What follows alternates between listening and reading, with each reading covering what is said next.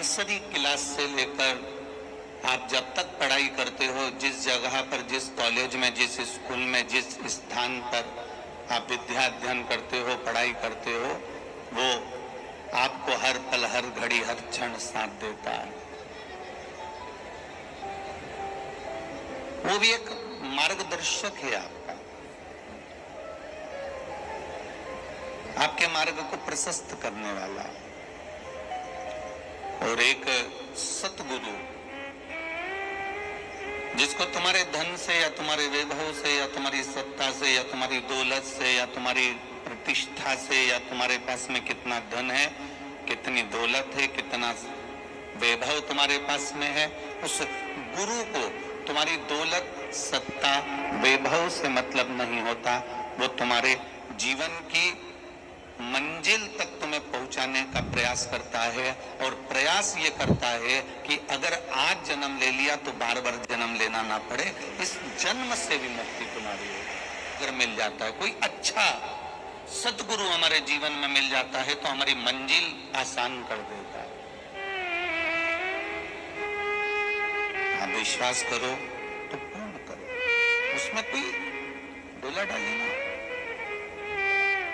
थोड़े दिन हमने शंकर जी पर विश्वास कर लिया, थोड़े दिन हम शिव जी के मंदिर चले गए, थोड़े दिन हम फिर गणेश जी के मंदिर चले गए, थोड़े दिन फिर हम हनुमान जी के मंदिर चले गए, थोड़े दिन हम राम जी के मंदिर चले गए, थोड़े दिन हम कहीं देवी देवताओं के मंदिर जाते जाते जाते जाते फिर मंदिर बंद कर दिए हमने जाना, फिर दूसरे धर्म की जगहों पर जाना प्रारंभ कर दिया। दूसरे धर्म की जगहों पर जाते जाते फिर हम उसकी चौखट तक जाइए, और जब हम उसके दरवाजे तक जाएंगे, उसके चरणों तक हम पहुंचेंगे, उसकी चौखट तक हम पहुंचेंगे, हमारा दुख कटेगा जरूर, ये निश्चित है। हम अभी तक सारे संसार में फिरते रहे, हम अभी तक दुनिया के लोगों के पास जाते रहे, हम अभी तक दुनिया के लोगों में पहुंचकर हम सबसे कहते रहे मेरा दुख काट दो, भैया कोई ऐसा उपाय बता दो मेरा दुख कट जाए। भाभी भावों में रमो, जितना जितना आप उसके भावों में रमते चले जाओगे, जितना आप उसकी भक्ति में रमते चले जाओगे, जितना आप उसके विश्वास पर रमते चले जाओगे, उतना सुख। बस एक विश्वास दृढ़ कर लो अपने भीतर, साधेगा तो महादेव, पार करेगा तो महादेव, जिलाएगा तो महादेव, और मारेगा तो महादेव। उसके सिवाय कोई नहीं कर सकता। पर भरोसा रखती और पति पत्नी पर भरोसा रखता, विश्वास रखता, तो ये एक जन्म का विवाह नहीं होता, 7 जन्म तक विवाह निभ जाता अगर विश्वास पक्का होता तो। अगर भरोसा पक्का होता तो 7 जन्म तक निभ जाता, पर विश्वास खत्म हो गया। इसलिए अदालत में दोनों खड़े हैं तलाक लेने के लिए। पानी में डूबोगे तो मर जाओगे, प्याली में डूबोगे तो मर जाओगे, अहंकार में डूबोगे तो मर जाओगे, लोभ में डूबोगे तो मर जाओगे, वासना में डूबोगे तो मर जाओगे, पर शंकर भगवान की भक्ति में डूब गए मरोगे नहीं, तर जाओगे। डूबो, जहां मीठा होगा वहीं जाती है, और भक्त जहां भगवान होता है वहीं जाता है, जाता है। ऐसे ही कहता है, तू सब दुनिया के लोग तुझे पकड़कर पीछे करेंगे, दुनिया के लोग तुझे खींच कर पीछे करेंगे, पकड़ कर पीछे करेंगे, पर तू मंदिर में जाकर दरवाजा खोलकर एक लोटा अगर तूने जल चढ़ा लिया तो फिर तू मेरा हो गया और मैं तेरा हो गया। दुनिया खींचती रहे ना, प्रत्येक मानव शरीर के अंदर शिवलिंग विराजमान होता है, और वो शिवलिंग की आकृति कभी किसी डॉक्टर के पास जाना, कभी एक्सरे करवाना, और एक्सरे करवाकर डॉक्टर के पास जाकर देखना कि वो मनुष्य शरीर में शिवलिंग का स्थान कौन सा है, मनुष्य के शरीर में शंकर का शिवलिंग का स्थान कौन सा है, तो आपको बता देंगे कि ये गर्दन, ये सिर का आखिरी भाग और रीढ़ की जो हड्डी है, इस हड्डी के बीच में एक मेंडुला आकृति, एक शिवलिंग की आकृति की एक ओवल गेंट है, एक स्थान बना हुआ है। वो स्थान शंकर की शिवलिंग की आकृति का है। और वो स्थान एक ऐसा स्थान है कि दुनिया में पूरे शरीर का ऑपरेशन हो सकता है, दुनिया में पूरे शरीर को काटा जा सकता है, दुनिया में पूरे शरीर को विच्छेदित किया जा सकता है, दुनिया में पूरे शरीर को ऑपरेट किया जा सकता है, ऑपरेशन किया जा सकता है, पर सिर के नीचे से और रीढ़ की हड्डी के बीच में जो स्थान होता है, जिसको शंकर भगवान का स्वरूप सुंदर मेंडुला स्थान कहते हैं, उसका ऑपरेशन कभी जिंदगी में नहीं हो सकता। उसी तरह जैसे शंकर भगवान की जलाधारी को कभी लांगा नहीं जा सकता, उसी तरह इसका ऑपरेशन कभी नहीं हो सकता। अच्छा डॉक्टर भी नहीं कर सकता, क्योंकि इसको ऑपरेट कर ही नहीं सकते।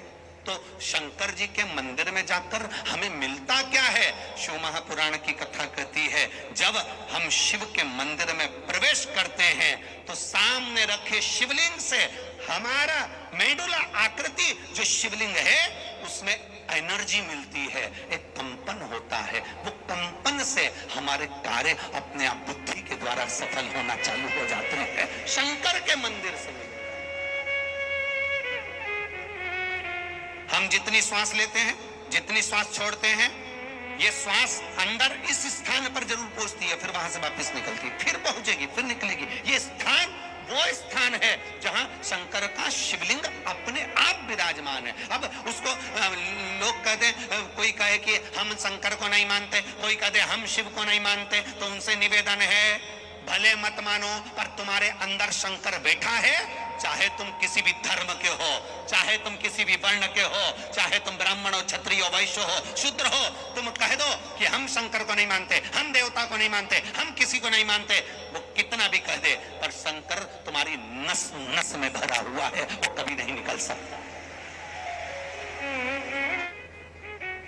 शंकर भगवान के मंदिर में जब हम जाकर, लोग पूछते हैं महाराज आखिर जल चढ़ाने से, पीने से लोगों के रोग क्यों मिट रहे हैं? आखिर ये दुनिया के लोग इस बेलपत्री को चढ़ाते थे और लोग कचरे में, निर्माल्य में विसर्जन कर देते थे। आज मंदिर में बेलपत्र नहीं बच रही है, बेलपत्र मिलती है, लोग उठा कर ले जाते हैं, खा लेते हैं। आखिर इस बेलपत्र में ऐसा क्या है? शंकर पे चढ़े हुए जल में ऐसा क्या है?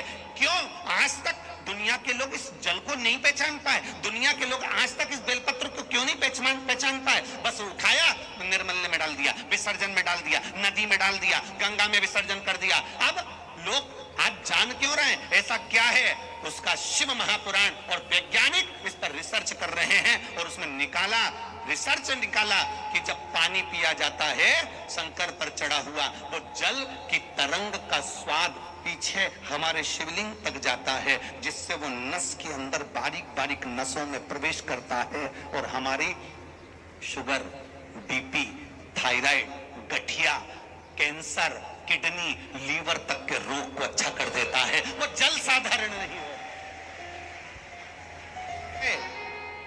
तकलीफ आई, कष्ट आया, मन उदास है, अच्छा नहीं लग रहा, शंकर जी के मंदिर में जहां नंदी बैठा है उस नंदी के पास बैठकर उसका चरण पकड़कर शंकर के शिवलिंग का दर्शन करो थोड़ी सी देर।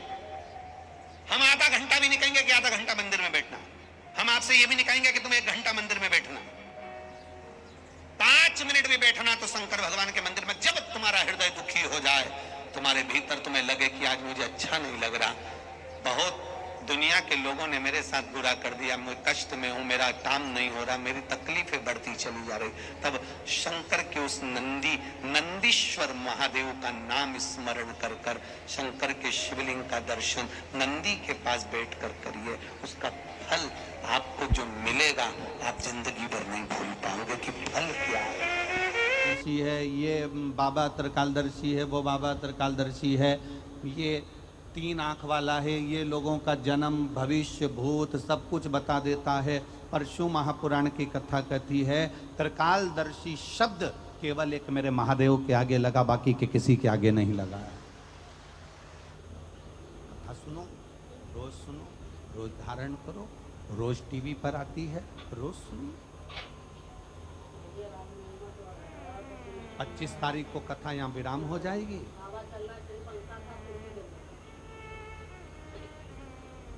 5 जुलाई को पुष्कर राजस्थान में चालू हो जाएगी सावन महीने की। सावन चालू होगा वो जो पुष्कर जी में कथा होगी वो 1 बजे से 4 बजे तक होगी। 5 जुलाई को पुष्कर राजस्थान में चालू हो जाएगी सावन महीने की। सावन चालू होगा, वो जो पुष्कर जी में कथा होगी वो 1 बजे से 4 बजे तक होगी। सावन चालू होगा और ये कथा विराम होगी, उसके बीच में गुरु पूर्णिमा उत्सव रहेगा 1, 2, 3 तारीख का, जिसमें आपको टीवी पर गुरु पूर्णिमा महोत्सव के 2 घंटे के प्रवचन रोज सुनने को मिलेंगे 1 बजे से 3 बजे तक। 1 तारीख, 2 तारीख को, 3 तारीख को 1 बजे से 3 बजे तक आस्था चैनल पर, फेसबुक, यूट्यूब पर भी आप गुरु, शिव गुरु की चर्चा।